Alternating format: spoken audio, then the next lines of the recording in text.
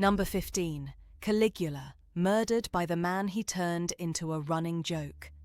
Caligula ruled for less than 4 years, and by the end of it, the people supposed to be protecting him had stopped seeing the point.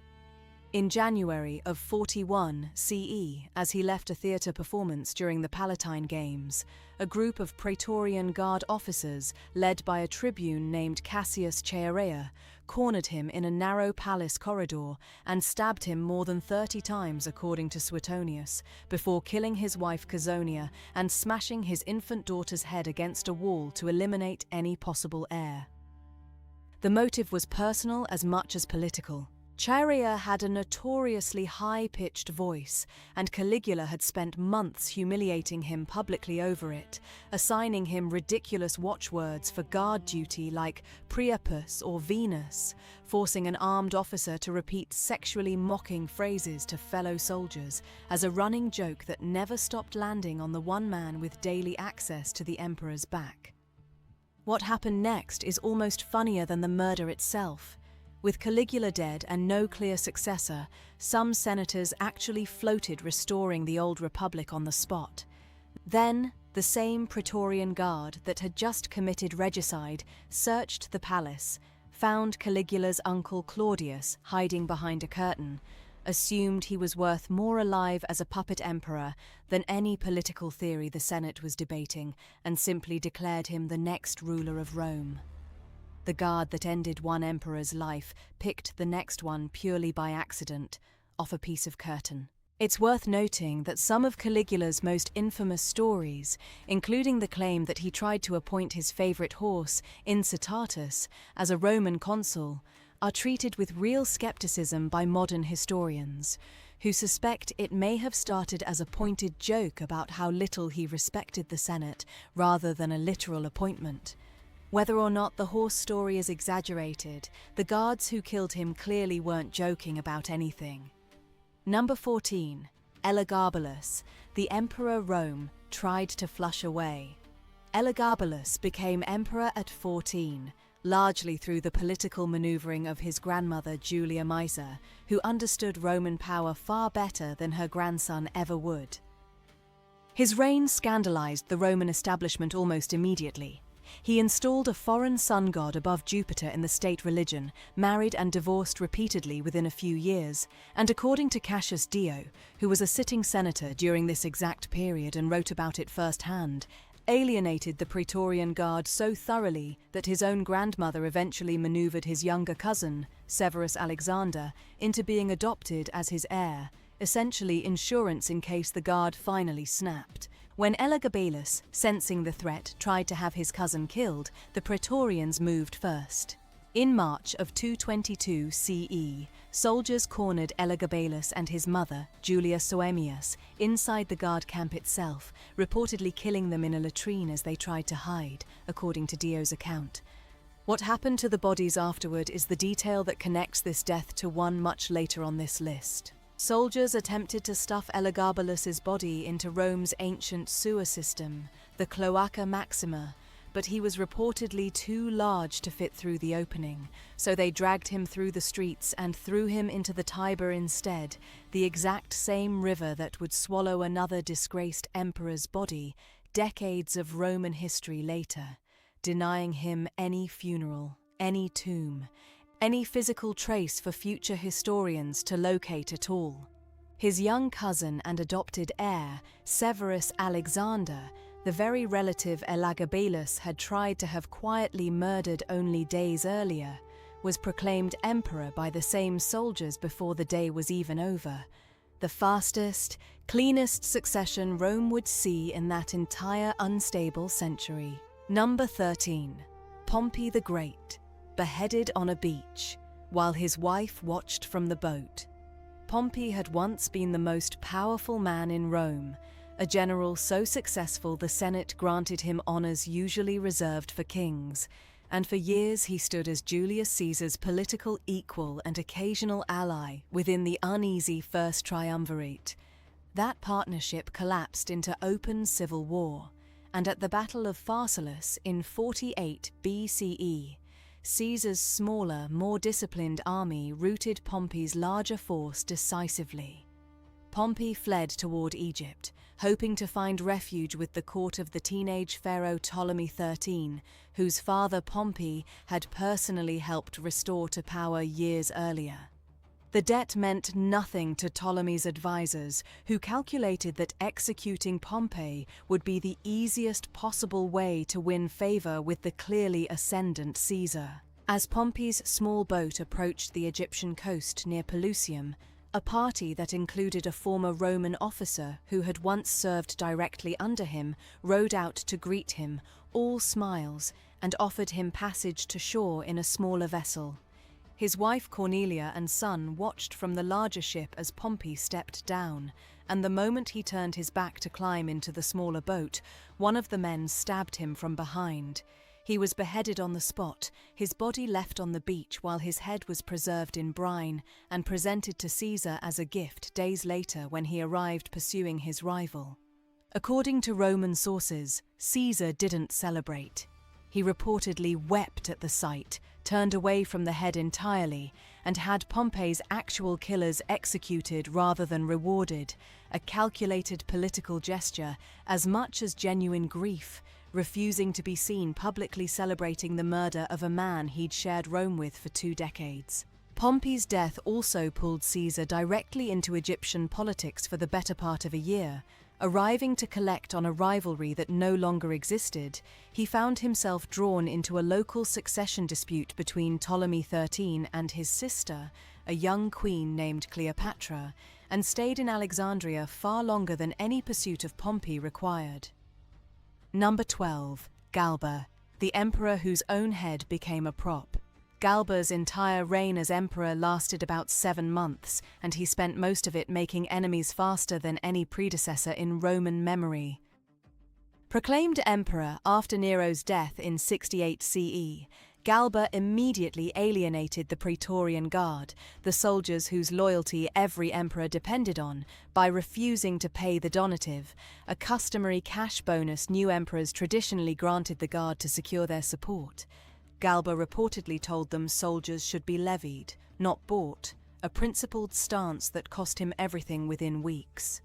His own adopted successor, Otho, furious at being passed over for the actual heir Galba had chosen, bribed the Praetorian Guard directly and moved against him. According to Tacitus and Suetonius, Galba was caught in the open Roman forum, abandoned by the same bodyguards who were supposed to be protecting him, and cut down by Otho's soldiers, one of whom, a common soldier named Commodus, is specifically named as delivering the fatal blow. What happened to his head afterward is recorded with an almost casual grimness, rare even in Roman historiography. Soldiers cut it off, and because Galba was bald and there was no hair left to hold it by, a camp servant reportedly carried it back to the Praetorian camp by jamming his thumb through the mouth, parading it on a spear in front of the standards where Otho could see exactly what his bribe had purchased. Galba's chosen successor, a young senator named Piso Licinianus, adopted just days earlier specifically to secure the succession Otho felt cheated out of, was hunted down separately that same afternoon and killed on the steps of a temple where he'd taken refuge, meaning Otho's coup erased both an emperor and his entire planned line of succession before lunch. Rome had assassinated emperors before Galba. Few of them ended up as party favors on the walk home. Number 11. Crassus, the richest man in Rome, killed for the one thing money couldn't buy. Marcus Licinius Crassus built the largest private fortune in Roman history through a scheme almost too cynical to believe, according to Plutarch.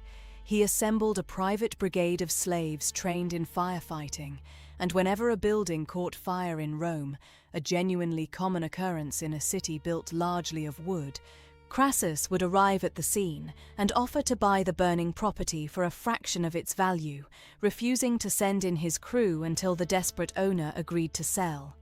He made a second fortune during the proscriptions of the dictator Sulla, buying up the seized property of executed political enemies at auction prices nobody else was willing to compete against. By the time he formed the first triumvirate alongside Pompey and Julius Caesar, Crassus had wealth without equal but a military record that couldn't compare to either partner, and it ate at him. In 53 BCE, well into his 60s, Crassus launched an unauthorized, unprovoked invasion of the Parthian Empire purely to win the battlefield glory he felt he lacked. It ended in catastrophe at the Battle of Carrhae, where Parthian horse archers annihilated the Roman legions using tactics Rome had never encountered at that scale. Crassus's own son Publius died in the fighting, and Parthian soldiers reportedly paraded his severed head on a spear in front of his father's remaining troops, specifically to break their morale. Crassus himself was killed shortly after during a truce negotiation that collapsed into violence. Cassius Dio records a detail almost too perfectly ironic to be entirely reliable, claiming the Parthian king ordered molten gold poured down Crassus's throat afterward, a symbolic final insult aimed at the one man in Roman history most famous for saying that nobody could truly call themselves rich unless their fortune could fund an entire army on its own. The military disaster went beyond one man's death. Carrhae cost Rome several of its legionary standards, the golden eagles each legion carried into battle as a sacred symbol of its honor, and losing them to a foreign enemy was considered one of the deepest humiliations the Roman military could suffer. It took decades and a change of emperor before Augustus finally negotiated their return through diplomacy rather than reconquest, nearly 30 years after Crassus himself was already dead. Number 10. Nero, the last of a dynasty, too afraid to finish the job himself. By 68 CE, Nero had alienated nearly every power base that had once supported him: the Senate, the provincial governors, and finally the Praetorian Guard itself, which abandoned him the moment rival claimants began marching on Rome. Declared a public enemy by the Senate, stripped of any legal authority, Nero fled the city with a small group of remaining loyalists to a freedman's villa outside Rome, reportedly still unable to fully process that the empire he'd inherited from Claudius and Augustus's bloodline was no longer his. According to Suetonius, as soldiers closed in to arrest him for what would certainly have been a public execution, Nero attempted to work up the courage to take his own life first, and repeatedly failed, pacing and hesitating until his secretary, Epaphroditus, finally had to physically guide the blade for him. His last words, as recorded by Suetonius, were "Qualis artifex pereo." What an artist dies in me, a final, almost absurdly self-mythologizing line from a man who spent his reign convinced his real talent was performance rather than governance. His death meant more than the end of one unpopular emperor. Nero was the final descendant of the Julio-Claudian bloodline founded by Augustus roughly a century earlier, and with no successor from that family left alive, Rome had no established mechanism left for choosing the next ruler at all. What followed was the same chaotic stretch of history that would eventually produce, in barely 12 brutal months, both Galba and Vitellius among its 4 short-lived emperors. Despite being declared a public enemy by the Senate, Nero wasn't left entirely without mourners. Suetonius notes that his childhood nurses and his former mistress Acte quietly arranged for a proper burial in his family's tomb, a small, almost defiant act of loyalty toward a man the rest of Rome had already agreed to erase from its official memory. Number 9. Commodus, strangled in the bath by a wrestler his own mistress hired. Commodus spent the final years of his reign increasingly convinced he was the literal reincarnation of Hercules, commissioning statues of himself dressed as the demigod, and, more alarmingly to Rome's political establishment, personally fighting as a gladiator in the arena in bouts that were transparently rigged in his favor against opponents armed with wooden weapons or already wounded animals. According to Cassius Dio, who was an active senator throughout Commodus's reign and witnessed much of this firsthand, the breaking point came when Commodus announced plans to appear on New Year's Day of 193 CE dressed as a gladiator, rather than in traditional consular robes. A public humiliation of the office that convinced his inner circle he had become a genuine danger to everyone around him. A conspiracy formed quickly, led by his mistress Marcia, his chamberlain Eclectus, and the praetorian prefect Laetus. Their first attempt used poisoned food, but Commodus reportedly vomited most of it up before it could finish the job, forcing a faster, more direct solution. Marcia's household sent in a professional wrestler named Narcissus, who strangled Commodus in his bath while he was still weakened and disoriented from the poison. Dio, writing as someone who had lived through the entire reign, described Commodus's death as the exact moment Rome's fortunes turned from a kingdom of gold to one of rust and iron, one of the most frequently quoted single lines in all of Roman historical writing, and a judgment delivered by a man who had personally watched the empire's decline unfold from inside the Senate house itself. The chaos didn't end with the strangling.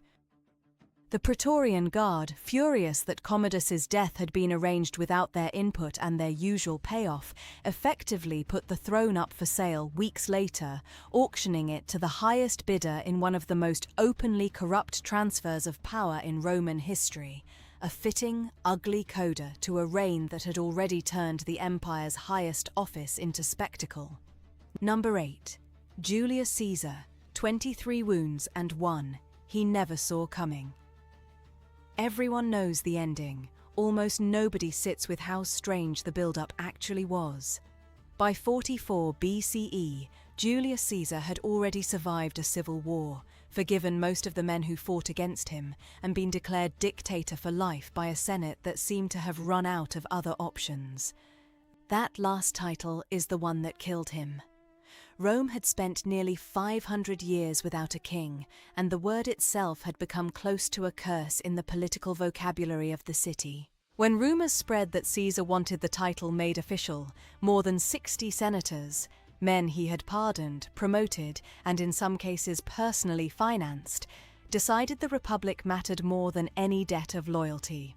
On the Ides of March, Caesar walked into a Senate meeting at the theatre of Pompey without his usual bodyguard, partly because his friend and now conspirator Decimus Brutus had personally talked him out of staying home that day. A ring of senators closed around him under the pretense of a petition. The first blow came from behind, a shallow stab to the neck. Caesar reportedly grabbed the man's arm and shouted in protest, still expecting this to be something he could fight or reason his way out of, and then the rest of the group closed in. The ancient historian Suetonius records 23 separate stab wounds, and the attending physician who later examined the body concluded only one of them, a wound to the chest, was actually fatal, which means 22 senators drove a blade into a man who was very possibly already dying, a detail almost nobody who quotes Et tu, Brute ever mentions. That line likely wasn't even something Caesar said. It's a phrase Shakespeare wrote 16 centuries later, built from a much older rumor that Caesar's final words were addressed not in anger, but in something closer to grief, aimed specifically at Marcus Brutus, a man he had treated almost like a son. Rome didn't get its republic back. Within 2 years it had a second civil war, and within 15 it had an emperor. The men who murdered a would-be king spent their own deaths making sure the empire arrived faster than it ever would have otherwise. One detail rarely mentioned: the Senate meeting where he died was held at the theatre of Pompey, specifically because the regular Senate house was under renovation, and Caesar collapsed, according to Plutarch, at the base of a statue of Pompey himself, his old rival, the man he'd defeated in civil war years earlier, silently presiding over the room the entire time. Number 7. Spartacus, the rebel Rome, erased so thoroughly.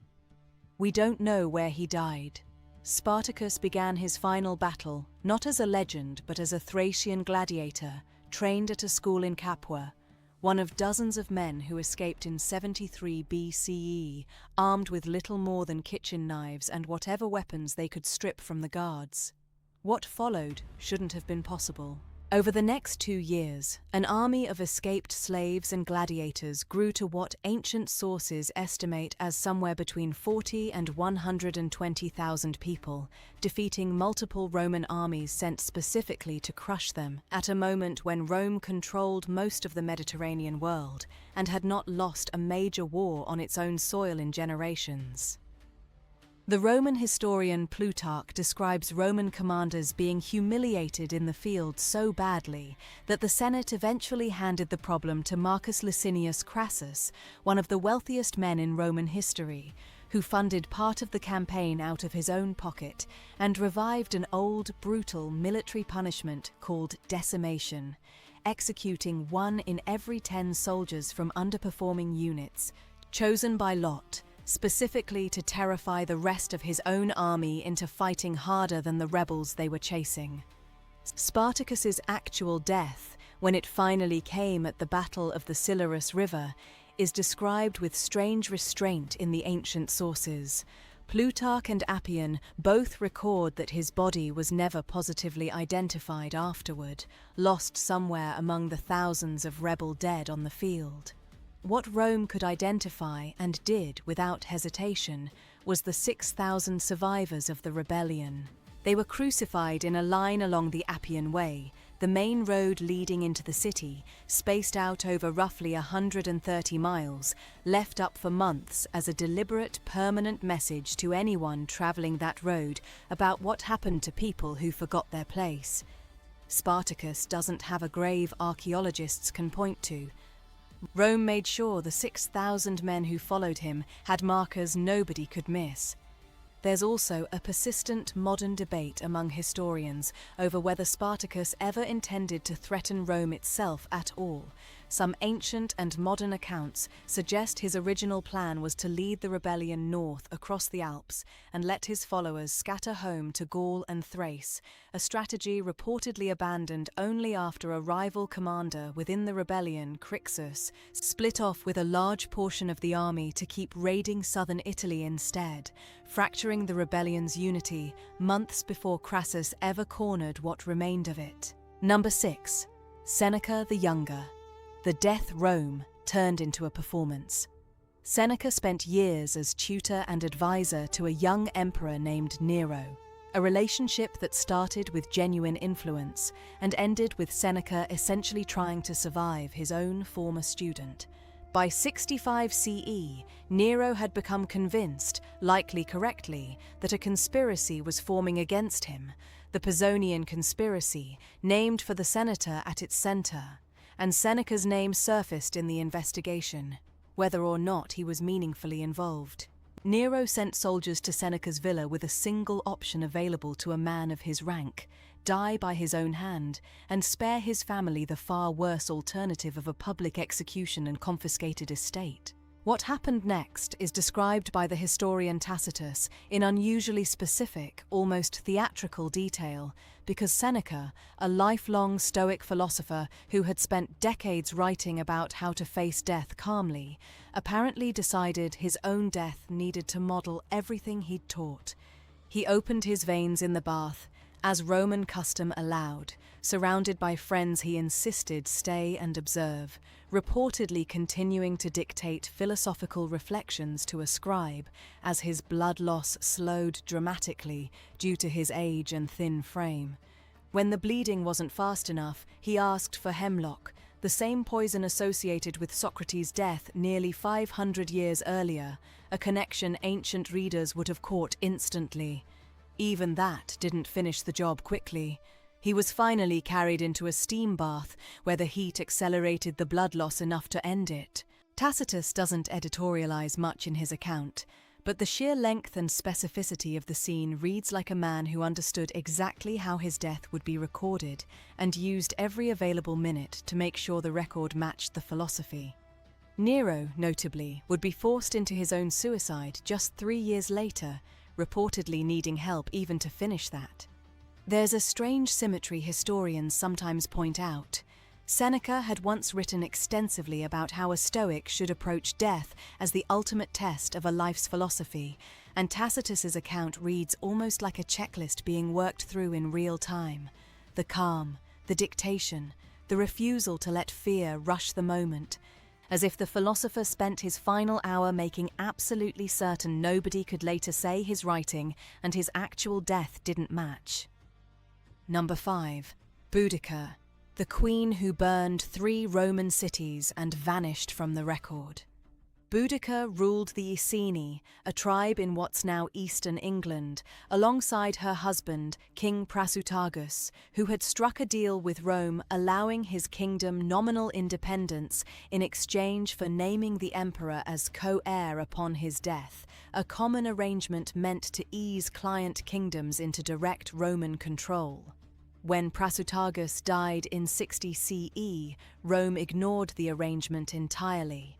According to the historian Tacitus, Roman officials seized the kingdom outright, had Boudica publicly flogged, and allowed her 2 daughters to be assaulted, treatment specifically intended to humiliate a royal family into submission. It produced the opposite result. Boudica united the Iceni with the neighbouring Trinovantes and led a rebellion that, within weeks, had burned the Roman colony of Camulodunum, modern Colchester, to the ground, including a temple built specifically to honour the Emperor Claudius as a god, which the local population had been forced to fund. The rebellion moved on to Londinium, the small but growing settlement that would eventually become London, and destroyed it as well, followed by Verulamium, modern St. Albans. Archaeologists have actually found the physical evidence of this, a layer of reddish, fire-scorched debris known as the Boudiccan destruction horizon, still visible in excavations beneath modern London, roughly 18 inches down, marking the exact point where an entire Roman settlement burned in a single event nearly 2,000 years ago. Tacitus claims the death toll across the 3 cities reached 70,000 Romans and Roman sympathizers, a number modern historians treat with some skepticism, but that nonetheless reflects how total the destruction appeared to Roman writers. The rebellion finally collapsed at a still undetermined battle site against a much smaller, better disciplined Roman force under Governor Suetonius Paulinus, who used Roman battlefield tactics to funnel Boudica's vastly larger army into a narrow space where its numbers stopped mattering. What happened to Boudica afterward depends entirely on which ancient source you trust. Tacitus says she poisoned herself rather than be captured, while a later historian, Cassius Dio, suggests she may have died of illness. Either way, no grave, no remains, and no confirmed burial site have ever been found, leaving one of the only women to nearly break Roman control of an entire province without so much as a marked resting place. It's also worth noting that everything we know about her comes exclusively from the writers of the empire she nearly destroyed. Tacitus had a personal source close to the events, since his own father-in-law, Agricola, served as a young military officer in Britain during the revolt, but no Celtic or British inscription from the period mentions Boudica at all. Her own name, most linguists now agree, likely derives from a Brittonic word for victory, which means the queen remembered almost entirely for a catastrophic defeat may have spent her whole life carrying the one title Rome made sure she never got to keep. Number 4. Cicero, the statesman whose hands were nailed to the very platform he spoke from. Marcus Tullius Cicero built his entire career on being the most dangerous man in Rome, with nothing but his voice, a lawyer and statesman whose speeches were so effective they could end political careers and occasionally end lives without a single soldier involved. After Julius Caesar's assassination, Cicero saw an opportunity to restore the old republic and threw himself into a series of speeches against Mark Antony, Caesar's former ally, so relentlessly hostile that they became known collectively as the Philippics, deliberately named after an earlier set of speeches by the Greek orator Demosthenes attacking Philip of Macedon. It was, in hindsight, one of the worst political miscalculations in Roman history. When Antony, Octavian, and Lepidus formed the Second Triumvirate and began compiling lists of political enemies to be legally killed without trial, a practice called proscription, essentially a state-sanctioned hit list with a cash reward attached, Cicero's name went on it near the top, reportedly at Antony's specific insistence, despite Octavian's initial hesitation given Cicero's earlier support for him. Cicero attempted to flee toward the coast, changing plans repeatedly until soldiers finally caught up with his litter near his villa at Formiae.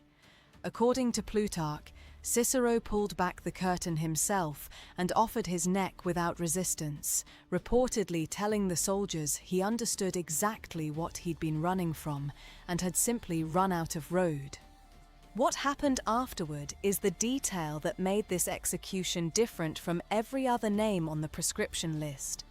On Antony's specific order, Cicero's severed head and right hand, the hand that had written every one of the speeches against him, were carried back to Rome and nailed to the rostra, the public speaking platform in the Forum, where Cicero had delivered some of his most famous orations. Antony's wife, Fulvia, is described by ancient sources as pulling out Cicero's tongue and stabbing it repeatedly with a hairpin, a final, deliberately symbolic act of silencing the one weapon that had actually threatened them.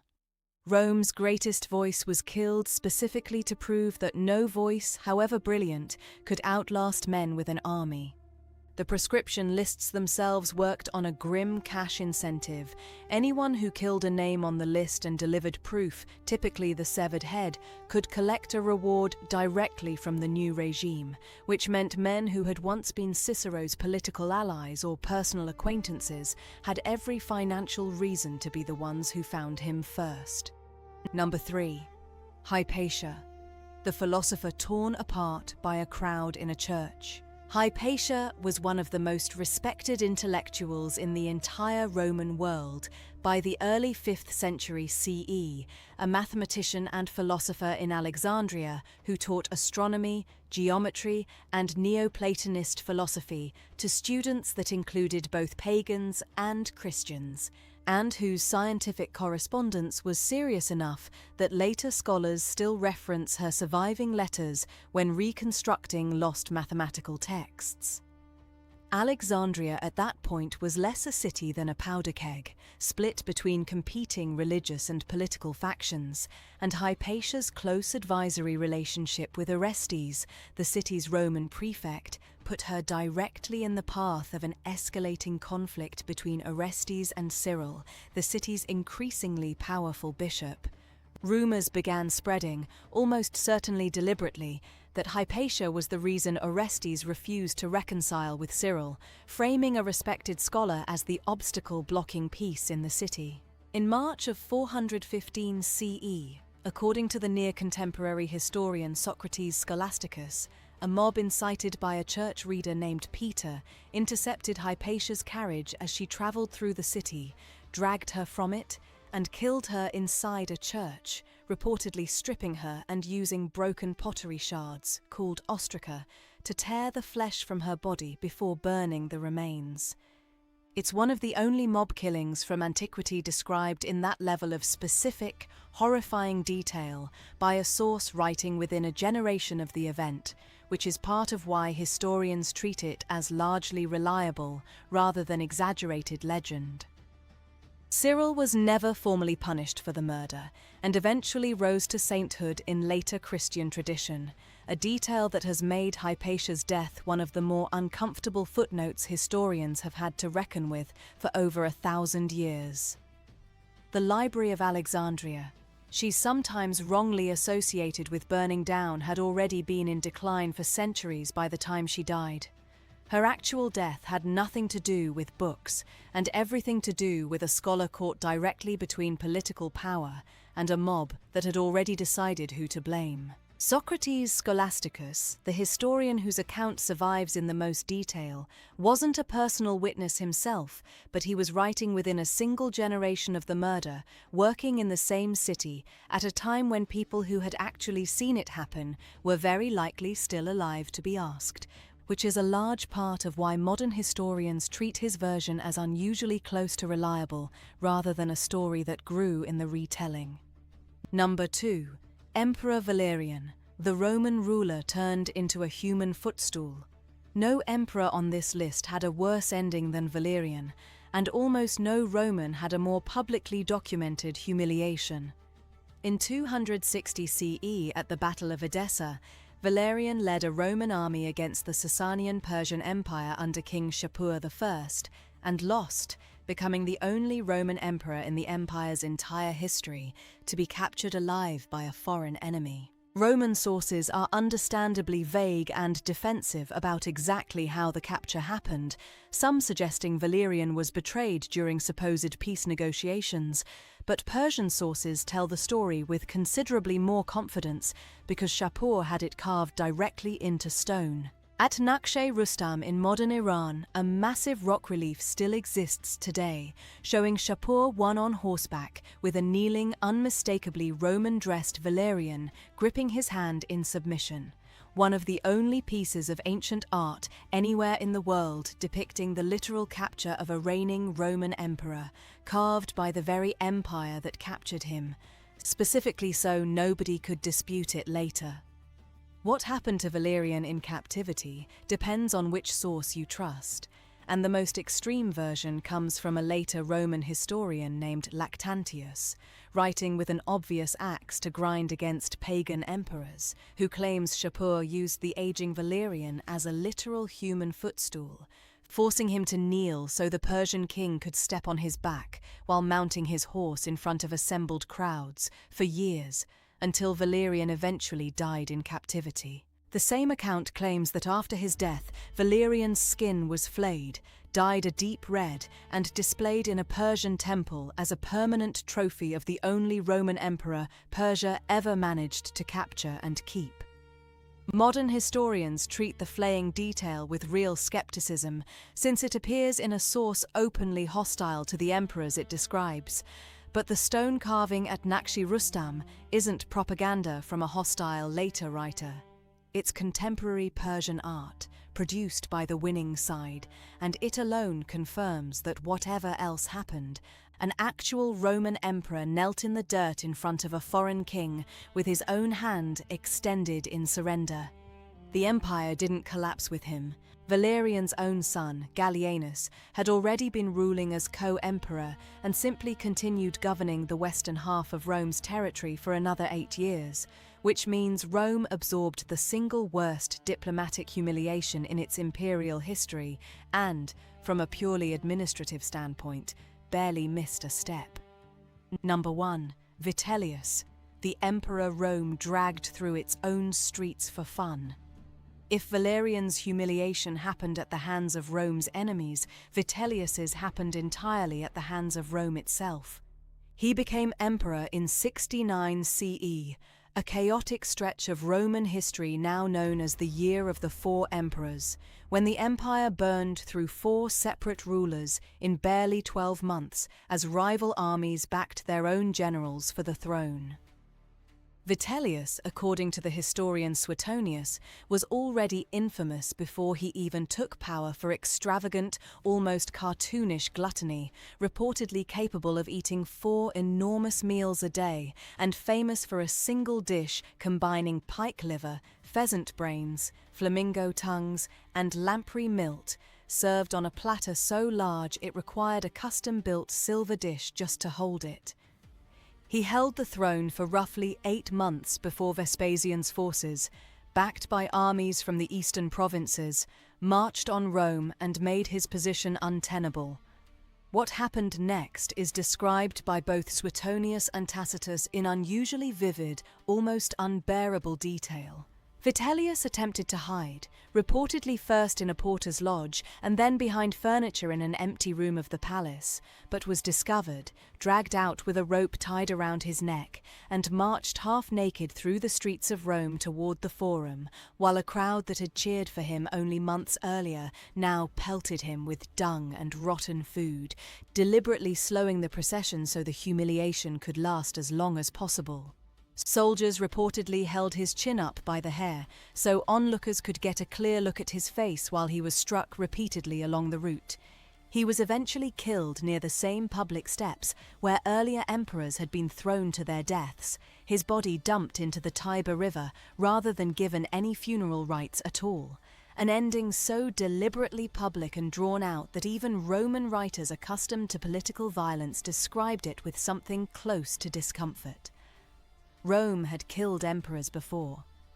It had rarely turned one into public entertainment on the way there. Suetonius records that at one point during the procession, someone in the crowd shouted a mocking question at him, asking whether he still had anything to say for himself, and Vitellius, chin still held up by a soldier's grip on his hair, reportedly answered simply that he had once been their emperor, not a denial, not a plea, just a flat statement of a fact the crowd around him had clearly already stopped caring about.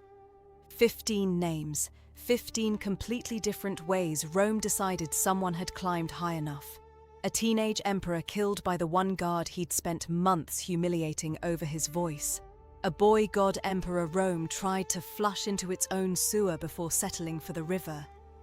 A general beheaded on a beach by men who once served under him, his head handed over as a gift the killer of it never got thanked for. An emperor whose head became a party trick because there wasn't enough hair left to hold it properly. The richest man Rome ever produced, killed chasing glory his fortune couldn't buy, mocked in death with the one metal he loved most. The last of a founding dynasty, too afraid of his own death to finish it without help. An emperor so convinced he was a god reborn that it took poison and a wrestler both to prove otherwise. A dictator stabbed by men he'd personally forgiven. A rebel Rome erased so completely archaeologists still can't say where he fell, while making sure 6,000 of his followers got markers nobody could miss for 130 miles. A philosopher who turned his own forced suicide into a final lecture on how to die well. A queen whose war left a scorched line in the dirt of a city that didn't exist yet when she lit the fire. A statesman silenced through the exact hand that had ever actually threatened anyone. A scholar killed by a mob that needed someone to blame for a fight that had nothing to do with her. An emperor turned into a human footstool by the one enemy Rome couldn't intimidate. And an emperor Rome itself decided wasn't even worth killing quickly, dragging out the humiliation for the length of an entire afternoon instead. Rome spent centuries selling itself as the empire that brought order to the ancient world. 15 of its own rulers, generals and thinkers found out the hard way that order was never really the point. Power was. And in Rome, power only ever waited for the exact right moment to change hands.